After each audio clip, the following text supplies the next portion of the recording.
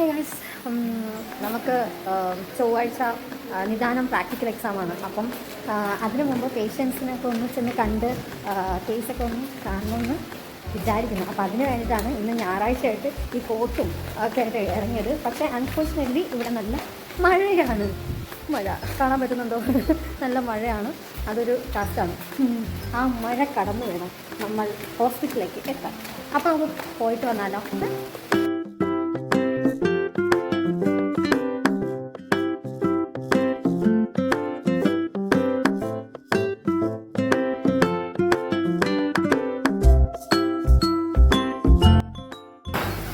Guys, ഞങ്ങളിപ്പോൾ പാതയത്തിലിരുന്ന് food കഴിക്കുന്നത്.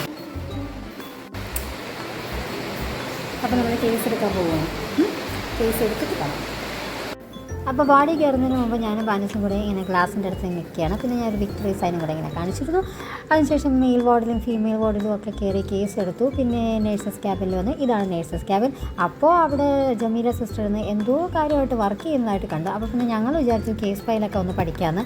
അപ്പോൾ ഞങ്ങളുടെ പ്രധാന ഉദ്യമം എന്ന് പറയുന്നത് വിശ്വാജി, കൃദ്രസി, കല്ലി, അർത്തിതം, പക്ഷാഘാതം. അതാണ് ഏറ്റവും ഇമ്പോർട്ടൻ്റ് ആയിട്ടുള്ള കാര്യം. അപ്പോൾ അത് പഠിക്കാനായിട്ട് ഇങ്ങനെ ഇരിക്കുമായിരുന്നു. അൺഫോർച്ചുനേറ്റ്ലി ഞങ്ങൾക്ക് പ്രധാനമായിട്ട് കിട്ടിയത് ഒരു ഇൻറ്റഗ്രിമെൻ്ററി കേസാണ്. അതിൽ ഞങ്ങൾ ഹാപ്പിയാണ്. നമ്മുടെ നാട്ടിലൊരു പഴഞ്ചൊല്ലില്ലേ, വാഴ നനയുമ്പോൾ ചീരയും നനയും. അതുകൊണ്ട് തന്നെ ഞങ്ങൾക്ക് ഇന്ന് കുറച്ച് ലോക്കോമോട്ടോർ കേസുകളും കിട്ടി. അപ്പോൾ അതിൻ്റെ ഫയലുകളാണ് ഇപ്പം ഞങ്ങൾ എടുത്ത് വെച്ച് നോക്കിക്കൊണ്ടിരിക്കുന്നത്. അതിൻ്റെ ഓരോ ജോയിൻറ്റിൻ്റെയും മൂവ്മെൻറ്റ്, സ്പെഷ്യൽ ടെസ്റ്റുകൾ, അതൊക്കെ ഇപ്പോൾ നമ്മൾ SLR ടെസ്റ്റ് എങ്ങനെ ചെയ്യണം, ബ്രഗാർഡ്സ് ടെസ്റ്റ്, ലസീക്സ് ടെസ്റ്റ്, അതിനെക്കുറിച്ചൊക്കെ ഞാനും ബാനും കൂടെ ഒന്ന് ഡിസ്കസ്. അതിനുശേഷം നമ്മുടെ കേസ് ഫയലിൻ്റെ ഫോർമാറ്റും ഈ ഒരു, അതായത് റിയൽ ആയിട്ടുള്ള ഒരു കേസ് ഫയലിൻ്റെ ഫോർമാറ്റും തമ്മിലുള്ള ഡിഫറൻസസ് ഞങ്ങളിങ്ങനെ കമ്പയർ ചെയ്തു. അതിൻ്റെ ഓരോ ഇപ്പോൾ പ്രകൃതി പരീക്ഷ എങ്ങനെ ചെയ്യണം, വികൃതി പരീക്ഷ എങ്ങനെ ചെയ്യണം, അതൊക്കെ ഞങ്ങളൊന്ന് ഡിസ്കസ് ചെയ്തു. അപ്പോൾ പിന്നെ എനിക്ക് ഒരു ഷാംറോത്ത് വിൻഡോ സൈൻ അതൊന്ന് ചെയ്യണമെന്ന് തോന്നി. അപ്പം ഞാൻ അതിങ്ങനെ ബാലിനോടത്ത് പറഞ്ഞു. അതിനുശേഷം അതാണ് നിങ്ങളിനി കാണാൻ പോകുന്നത്. ഞാനിങ്ങനെ ചെയ്ത് നോക്കുന്നത്. പെട്ടെന്നെന്തോ അങ്ങനെ തോന്നി, ആ കേസിലെങ്ങാണ്ട് അതിങ്ങനെ ആ പേരിങ്ങനെ മെൻഷൻ ചെയ്തപ്പോഴത്തേക്ക് എനിക്കത് ചെയ്ത് നോക്കണം തോന്നി. അപ്പോൾ അതൊക്കെ കഴിഞ്ഞ് പിന്നെ വീണ്ടും ഡിസ്കഷൻ തന്നെ സ്റ്റാർട്ട് ചെയ്തു. അതാണല്ലോ ഏറ്റവും ഇമ്പോർട്ടൻറ്റ്.